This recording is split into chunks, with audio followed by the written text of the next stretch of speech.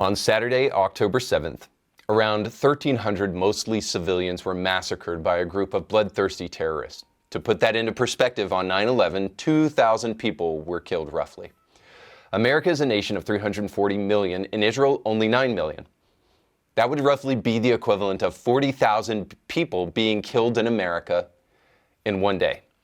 While it's never great to compare body counts, it's important to put this into perspective so that you can judge the callous way people took to the streets to celebrate the rape, murder, and genocide of the Jews. Give an applaud right now to Hamas for a job well done. I was late to the news, but when I heard it, I smiled. Again, I swear, I salute Hamas. The justification for many of these protests and the celebration of what happened to Israel was that Israel was a neo-colonial oppressor and as such deserved what they got because, in a sense, Hamas was just taking back what was stolen from them. The fact that Palestinians have been living under a terror regime of occupation for over 75 years. But these same people decry Western civilization, the white race, and America itself as a neo-colonial oppressor. But it doesn't take much mental acuity to recognize what's going on here. It's simple math. If Americans are neo-colonial, then any invading terror group that got stupid enough to mess with the world's strongest military is doing the world a service. Any act of violence toward fellow Americans might also be justified by these people if it was in service of the ideological goals of these militants. So not only is the idea of Israel being a neo-colonial force in the land that's been theirs thousands of years before Muslims even existed, but it's more than just a sign of failing your Middle Eastern history class. It's a sign when religion is pushed aside by a secular ideology, there are consequences. And I'm not even talking about pure secularism. I'm talking about the kind of religion that takes the place of authentic biblical Christianity. The West is in full failure mode as a result of that because we now have no shared sense of morality to tether us together. If you ever scratch your head and wonder how the Nazis can convince a nation of people to participate in evil on a catastrophic scale, all you have to do is look around. Right in front of us, we are watching on mass scale the kind of denialism that took place in the Holocaust. As people say, pictures of burnt bodies and dead and raped women are nothing more than AI or just fabricated by Israel. This kind of denialism is to suggest that the horrific evils undertaken by Hamas are nothing more than your eyes tricking yourself, similar to what took place in the Holocaust, and still takes place today by Holocaust deniers. But here's what's really to blame. When there is no standard for morality, you can justify any act of horror, of evil, like the serpent eating its tail or the guy sawing off the limb that he's sitting on. The West stands triumphantly on its secular humanism while spouting some of the most moronic nonsense. Dylan Mulvaney, a dude, is Woman of the Year in the UK, and protests are coming out in droves to support bloodthirsty terrorists. This is even happening in more subtle ways as the nation joins in a united front to say, well, we don't like Hamas, but come on, Israel can't strike back. That would be mean. This happened on Piers Morgan's show when a Palestinian leader did the usual soft-pedaling whataboutism that we're hearing a lot lately. I'm not interested in playing whataboutery with you. I'm simply asking, do you agree with me? I'm simply asking you, do you unreservedly condemn the slaughter of 260 innocent people? I condemn any killing of any civilian, whether Palestinian or Israeli. But you have to accept that if Israel has the right to defend itself, Palestinians also must have the same right of being able to defend themselves. But nobody has a right to commit acts of terrorism. But You'd agree with that, right? Would you say, no, I am asking, would you say that we also have the right to defend ourselves? Palestinians have the right to defend themselves, he says. Is the slaughter of innocent civilians defending yourself? I think we have his answer. Decapitating babies is just Hamas defending themselves. Raping and shooting young people at a dance party, defending yourself. Burning down people's houses with people inside, Hamas defending itself. Shooting those who flee the fires that they started, well, you get the point. He even goes as far as to point to a couple of Israeli criminals and then equate the slaughter of a couple of people to the slaughter of thousands by Hamas. But for the left, the removal of Christianity from the public square was an intentional effort by secular humanists, neo-Marxists, and postmodernists to do just this. The cry for a secular society was not based upon Enlightenment principles. It was based upon pure hatred of religious ideas. Remind you of somebody you know? Could it be Satan? When you have a group of smart people take the irrepressibly stupid position that sin is in the eye of the beholder, you can get away with a host of evils and merely brush them away with a casual sigh of, well, he hit me first. What's missing from this conflict and from the quest as a whole is a coherent moral framework to discern what good and evil actually looks like. So we don't go around making it the subject of personal opinions. Because you may find that there's a group of people out there possessed by evil so much that they will use your lack of moral fortitude as an opportunity to perpetrate unspeakable acts of evil. We'll talk about that and more today on Indie Thinker.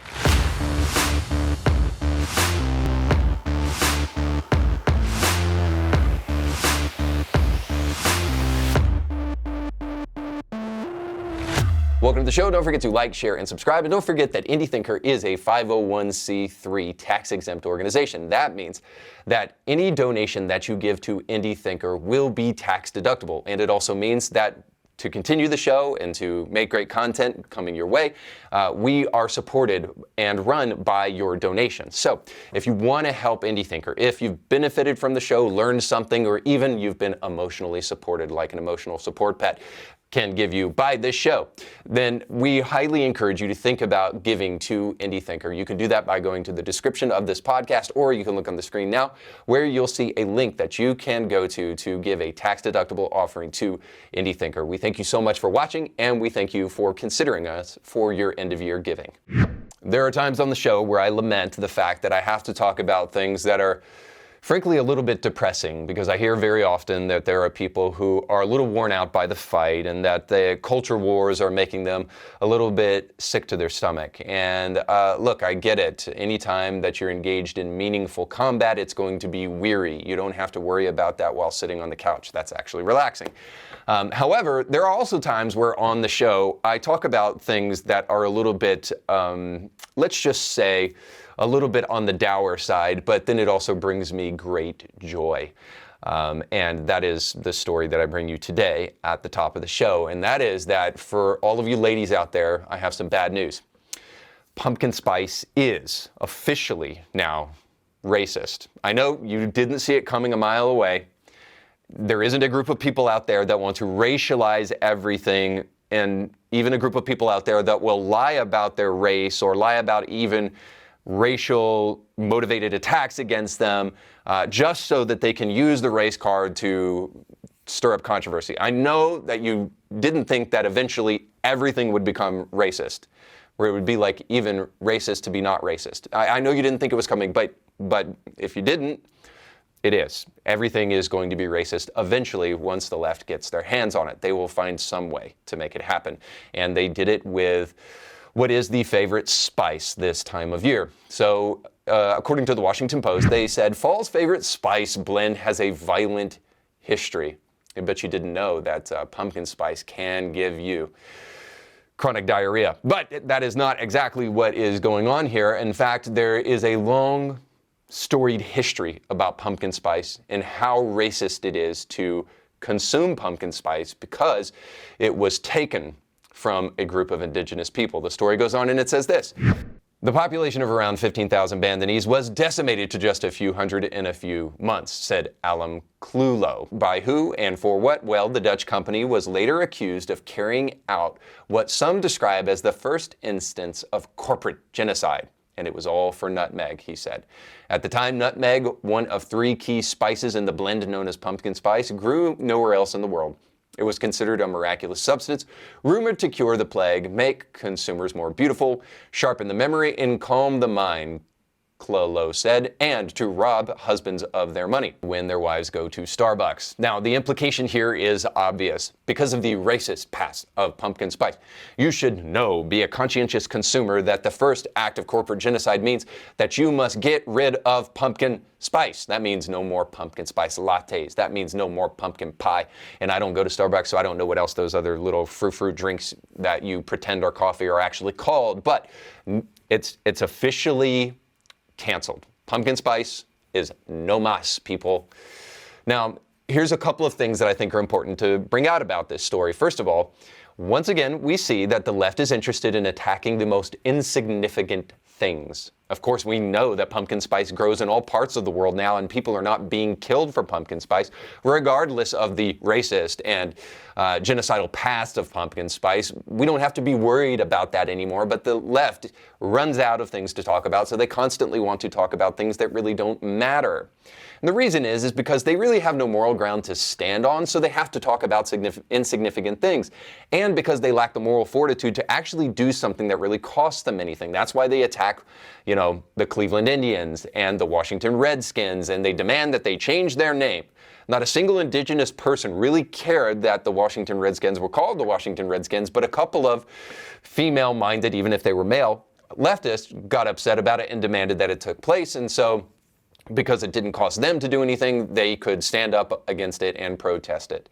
But not a single one of these leftists who believe that America stole lands from indigenous Native Americans, not a single one of these people actually go the next step and give this land back to any Native Americans. The most they can do is try to make the government pay people in reparations. Again, it does cost them, but in an indirect way. They never want to actually do anything that will require any true moral fortitude on their behalf. That's why they attack things like pumpkin spice. And now the other thing is that we also see from this that the talk of modern racism and neocolonialism is really code. And it doesn't take a keen observer to see what's really going on when leftists try to attack things like pumpkin spice and use the term neocolonial. It's a tactic that's far too often, and it's used by the modern left in America all the time. Create a grievance in order to create a devil to justify whatever actions you deem necessary based upon the narrative. We saw it not so suddenly with COVID. All the people who decry the marginalized and the poor could care less about the unvaccinated devils who are losing their jobs. We even heard some bold enough to say, hey, if you're unvaxxed, we don't care, just die in the street. Throw them out of the hospital if they're not vaccinated. We heard this in the summer of 2020 with the BLM riots. Killing, looting, and robbing were all reparations. After all, whatever violence perpetrated upon innocent Americans is nothing compared to what happened, well, not to the protester, and not to their parents, and not even to their grandparents, but somewhere down the line, I'm sure because of the color of their skin, some white devil did something, and now it's time for payback. This might be a good time to remind you that a society based upon, the teachings of Christ might give us the knowledge that an eye for an eye makes the world go blind. No, we didn't say it directly, but obviously the implication is there. Petty differences dividing people is ridiculous. I don't expect that in the highest levels of our academic elites anymore, because our ivory towers are filled with pseudo-intellectuals being brainwashed with a very different message. Here's a supposed research paper from The Lancet, a highly respected medical journal. In this paper that's peer-reviewed and published, titled Navigating the Violent Process of Decolonization in Global Health Research, a Guideline, it says this: historically, decolonization has always been a violent process, and global health might experience the same. Disrupting and calling out neo-colonial practices requires courage to bear the cost that comes with doing so. Let me go ahead and tell you what that cost is if you're asking, and I think we all know. The cost is the senseless death of thousands, maybe hundreds of thousands of people who disagree with you. It means the murder of innocent men, women, and children, if necessary. The modern left decries the murder and the theft of indigenous people's lands and then celebrates the murder, theft, and rape of supposed colonizers in Israel when Hamas invades. We all know what neocolonialism means. Colonization is code for hatred of Western civilization, Christianity, and really religion as a whole, anything that disagrees with you. Normative Orthodox culture must be destroyed and postmodern insanity put in its place.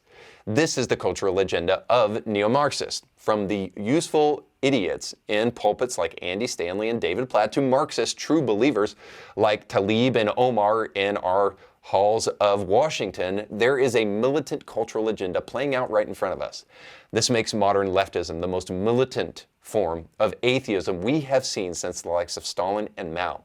And if this small majority had cultural power, you can rest assured that they would commit the same kind of atrocities their intellectual forefathers did in order to decolonize America, the church, and your family.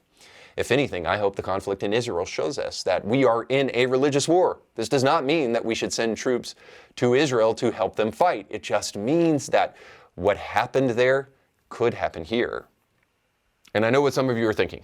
A story about pumpkin spice into, well, terrorism could happen here. Listen, I know it sounds crazy, but if I had told you prior to 9/11 that we're about to experience the most heinous terror attacks since Pearl Harbor, you probably would have said, come on, Reed, the most modern military in the world? I don't think so. If I had, in December of 2019, told you that we're about to experience a global pandemic that will separate Americans over whether or not this was an actually bioengineered virus or whether or not Americans should take experimental vaccines, you probably would have said, Reed, come on, global pandemic, hasn't medical science progressed past that? I hope, if anything, what's happening in Israel, and even with little stories like this pumpkin spice madness, I hope we realize that yes, we have advanced technologically in a number of ways, but one thing we haven't been able to overcome is human nature. There's really only one cure for that. And frankly, Donald Trump spoke about it a long time ago. So the next story I want to share with you comes directly from something that Donald Trump did in 2017. Before we get to it, let's hear what our esteemed president right now is saying to try to give us some kind of intellectual clarity about what is going on in Israel. Check it out. It would be a mistake for Israel to occupy Gaza again. But to going in and taking out the extremists, the Hezbollah is up north, but Hamas down south is a necessary requirement. Yes, I totally understand what you're saying. But because I don't want to take the time to try to interpret it, I'm just going to allow this to be, postmodern, open to interpretation. Whatever you think Biden said, sure, go with it. Because I actually have no idea what in the world he's talking about again. However, not so long ago, in 2017, Trump, speaking to a group at an Arabic summit, where countries are present and their leaders present, some way more prone to terrorism than others, Trump gave one of the most rousing and important speeches that we've heard from a president in a long time, and it's something you need to listen to. No coexistence with this violence. There can be no tolerating it, no accepting it, no excusing it, and no ignoring it. Every time a terrorist murders an innocent person and falsely invokes the name of God, it should be an insult to every person of faith. Terrorists do not worship God, they worship death. If we do not act against this organized terror, then we know what will happen and what will be the end result. Terrorism's devastation of life will continue to spread. Peaceful societies will become engulfed by violence, and the futures of many generations will be sadly squandered. If we do not stand in uniform condemnation of this killing, then not only will we be judged by our people, not only will we be judged by history, but we will be judged by God.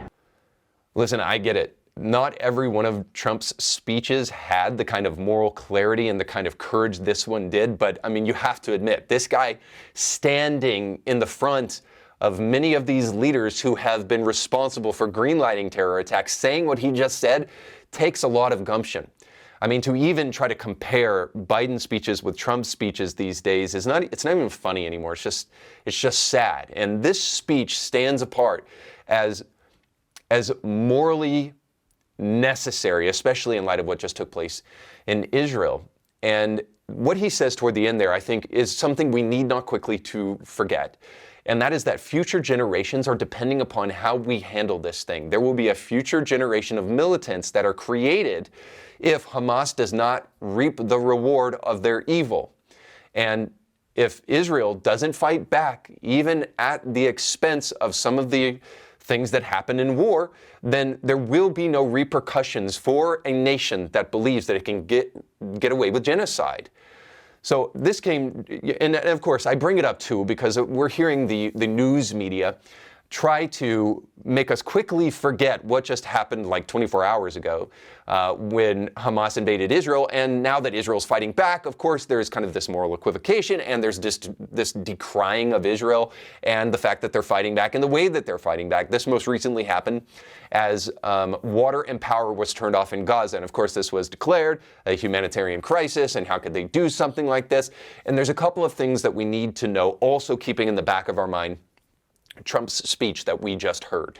First of all, you need to understand the people we're dealing with here are not you. You people in the West. You people in the West have been benefactors of something, whether you like it or not, whether you're a militant atheist or not, whether you think you're smarter than the Bible or not. You have been a benefactor of a Christian virtue that has weaved its way throughout the ages and generations in our nation. We fundamentally believe, again, whether you know it or not, because of the Bible, that the person who is next to us is somehow our neighbor. We don't cut in front of the person at the grocery store in line because we can and because we're stronger. We don't do it because we want to have consideration for that person, because we believe that that person has intrinsic value. Now, where does that belief come from? Trust me, you didn't wake up this morning and think to yourself, boy, all human beings have intrinsic value and here's why, and then illustrate that list. That belief comes to you, whether you believe it or not, from our founding documents that say we hold these truths to be self-evident, that all men are created equal. And where does that belief come from? Well, of course, it comes from the Bible. We are not dealing with Westerners who have inherited a tradition that ultimately respects humanity. Those people weren't indoctrinated, if you will, by the Bible. They were indoctrinated by something very, very different. So there is this kind of cultural narcissism today where we think everybody thinks like us, and I'm so morally good that the reason I believe in humanizing other people is because I am amazing. I came up with that on my own. And of course, they can come up with that on their own. The fact is you didn't come up with it on your own. And the fact that Hamas and other people like them want to exterminate Jews, they didn't come up with that on their own. They were taught that from their birth. So we're dealing with a group of people who, if left unchecked, will continue to do acts of violence like this. So the other thing that you should know about Israel turning off the water and the power in Gaza is simply this, that it is an act of benevolence. That Israel has knock bombs that kind of go off like firecrackers to make sure that civilians get out of the area to know that this is about to be bombed. It is clear that the way Hamas came into Israel, they are interested in civilian casualties. That is the point. If civilian casualties happen from Israel, that is a byproduct of war, not the point of war. See, it's a feature, not a bug for militant Muslims in the realm of Hamas and others like them. But what Israel did was an act of benevolence. They were trying to push people out of the Gaza Strip. And I even had somebody, as I suggested this on social media, come and say, move them. Oh, you show how clueless you are. Move them to where? Well, guess what? Somewhere other than an active war zone, because that would be kind of bad for families to be situated right in the midst of an active war zone. So yeah, it's not Israel's concern where you move to, it is just their concern that you move out. So cutting off water and power was an attempt to try to move out civilians and their families who need that to survive, while the other terrorists who frankly have generators and water coming to them because they're funded by other places outside of Gaza, that they will hunker down in those places, and that's where that conflict can take place. So this is actually an act of benevolence. But more than that, I want to just bring up a third and final point. The reason it is so important to understand that what Israel is doing so fundamentally different than what Hamas and other terrorist organizations like them would do is is because many Christians don't discern for themselves differences in kind. See, we're told in the Bible that we're supposed to love our enemies. And a lot of Christians have come out and said, hey, listen, we hate what's going on in that Hamas did to Israel. We hate that. We decry that. That's morally egregious and all of that. But it makes my tummy hurt when I think about Israel fighting back. So it's almost like the moment Israel tries to defend itself, there's this almost kind of subtle, subconscious anti-Semitism that says that somehow Israel is just supposed to take it on the chin, but they're not supposed to actually defend themselves and to keep those things from happening in the future. And again, Christians especially kind of take this position because they misappropriate Scripture. And they say, well, didn't Jesus say we're supposed to love our enemies? And isn't Hamas an enemy of Israel? Well, they're an enemy and much more. So let me take you to Matthew 5:44 and tell you, when Jesus said to love your enemies and to bless those who persecute you, what that actually means. There's a lot of Christians who say, when people say mean things about you, you're not being persecuted. Go look at Armenia, go look at India, go look at what's happening around the world to Christians, and then you'll understand persecution. Well, there's a point to that, and yes, that's true. But actually, when you go to the original language and you look at the word persecuted there, it means to be literally harassed or to be pursued. It doesn't mean to be raped, it doesn't mean to be murdered, it doesn't mean to be shot to death or burned to death. So, in other words, when we're talking about loving our enemies, it's talking about personal disputes by and large. Now, there's place for martyrdom on an individual level too, and we could talk about that at a later time. But ultimately, when the Bible says love your neighbor and to love your enemy, what it is not saying is to let them shoot you to death and then let them kill your wife. That's not what it's talking about. If you want to know what Jesus would actually do, it might be interesting for you to read the Old Testament and the New Testament and not fall into the trap of thinking that, oh, that's just the Old Testament. That's a heresy from far back in the day called Marcionism that tries to separate the Old and the New Testament to put different gods in charge of that. There's a God of the Old Testament and a God of the New Testament. And Jesus was just so loving, and he would never do anything except say, hey, it would be better for you to go drown yourself in the river if you mess with a kid. No, Jesus was tough. And Jesus promoted the kind of radical love that, yes, we need more of and we need to think more about. But it's really clear that Jesus was not just a God of grace and love, but also a God of justice. Let me explain it to you this way. For a person to say what Hamas did to Israel is about the lowest level of moral fortitude that you could possibly imagine. I mean, you would expect somebody who claims to have a conscience to say such a thing. If they didn't, you would be thinking, what is wrong with you? Of course that's evil. Of course that's wrong. So it's the minimalist level of morality to say that's wrong. But Jesus doesn't just do that, because Jesus isn't like us. He is far more perfect than we are. So Jesus goes the extra mile, and Jesus also wants justice. Now, the best way I can think about this is to kind of put this in the perspective of hell, which is something I know that, again, hurts the tummies of most Christians because you haven't heard a message about it. But Jesus actually talked a lot about hell in the New Testament. And the reality is you can make the argument that Jesus hates the sin and loves the sinner, sure. But when we're talking about the afterlife, we're talking about a perfect God who must have perfect justice because he perfectly hates evil. There must be a consequence for the kind of evil that was perpetrated by Hamas. And that kind of evil is what we see throughout the Old Testament. See, God is not a genocidal maniac, as Richard Dawkins suggests. God is not out for bloodlust. He is not calling people to just randomly kill people if they disagree with us. No, that's Hamas. No, the God of the Bible actually only called for the practice of extermination when people were like Hamas, bloodthirsty killers, when they would stop at nothing. When even if you destroyed the men, the women would raise their children to grow up and to kill and to desire nothing less than to become homicidal maniacs. When a civilization like that rose up, God said, you need to defend yourself against these people, and they will stop at nothing until you are destroyed. So you have to defend yourself against these people. Protect yourself, because God hates evil.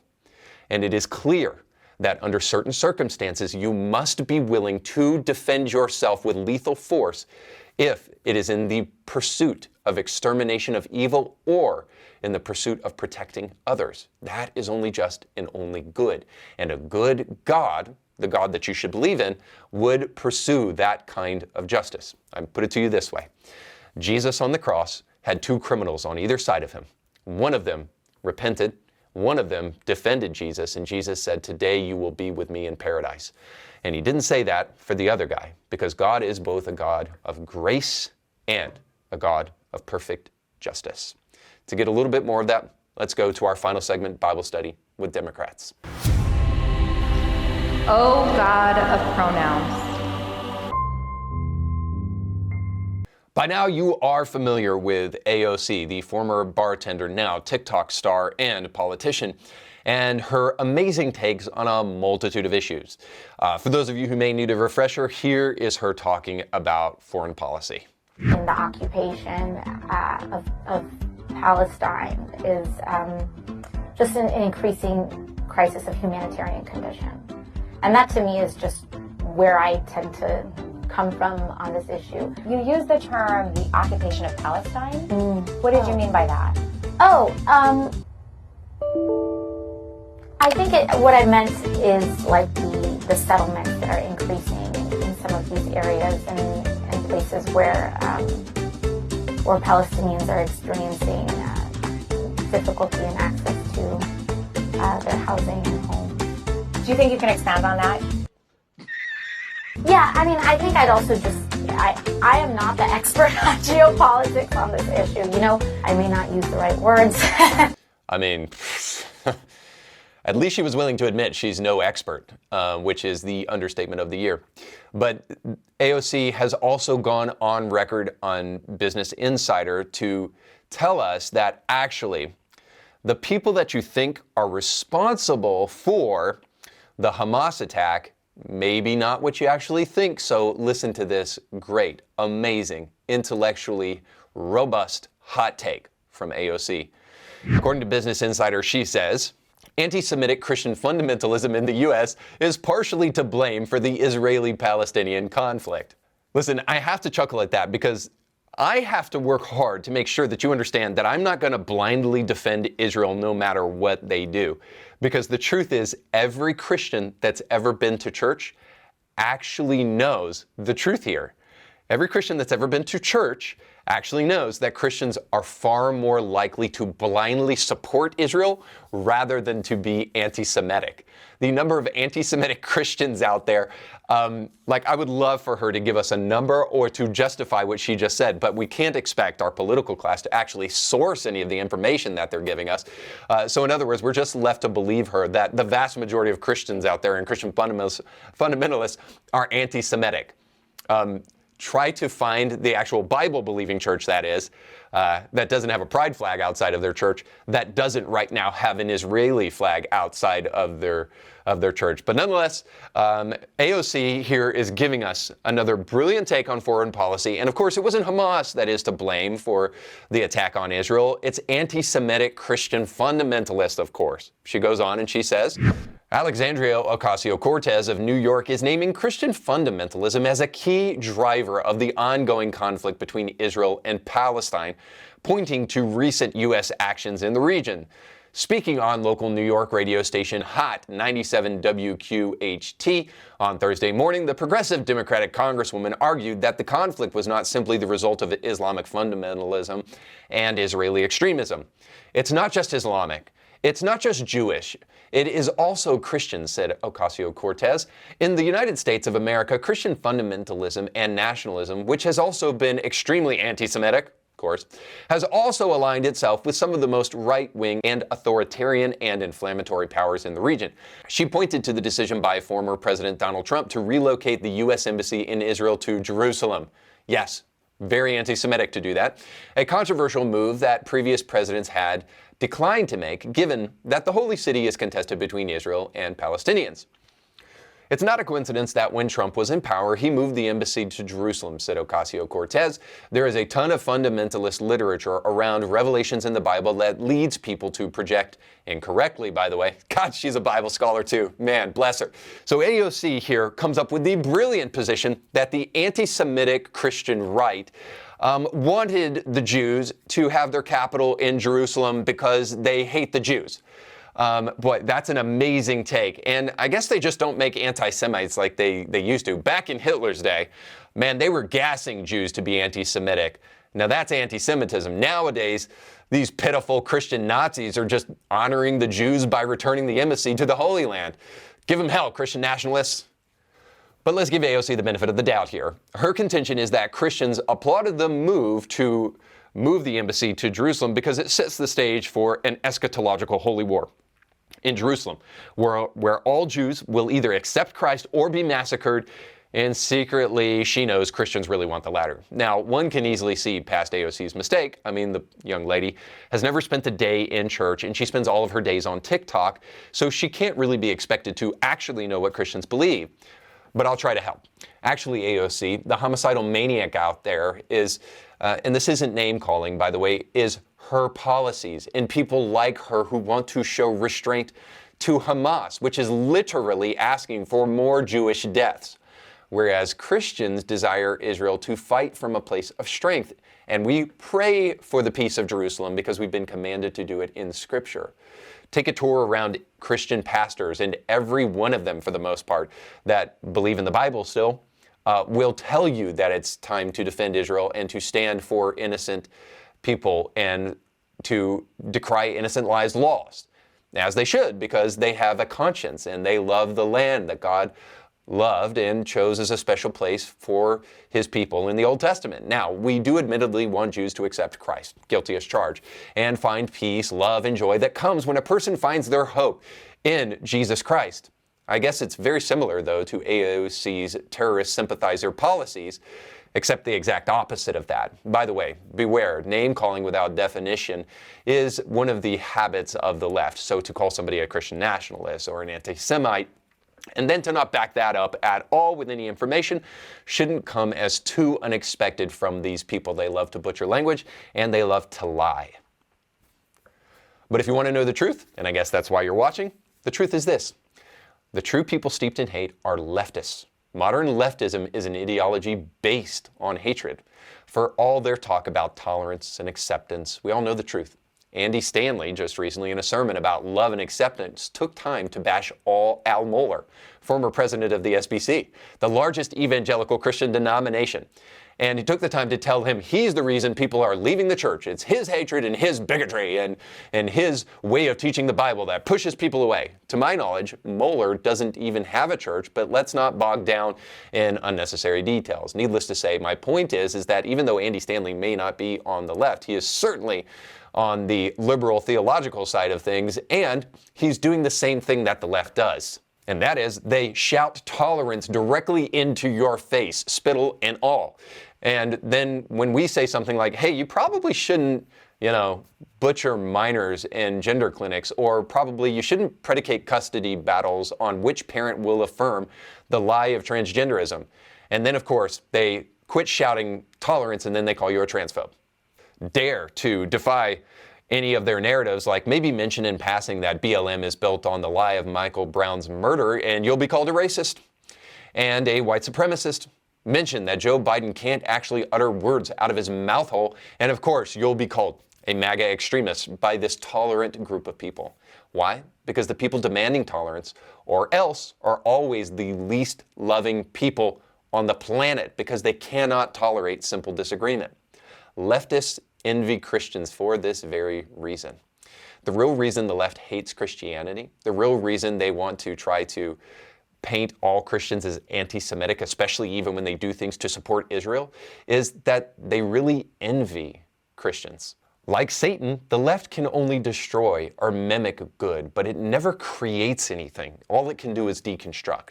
That's why Satan possesses people, because he has no creative power on his own. In like fashion, the left deconstructs and destroys everything it touches. The only way to cope with the fact that they ruin everything they touch is to try to blame other people for doing it.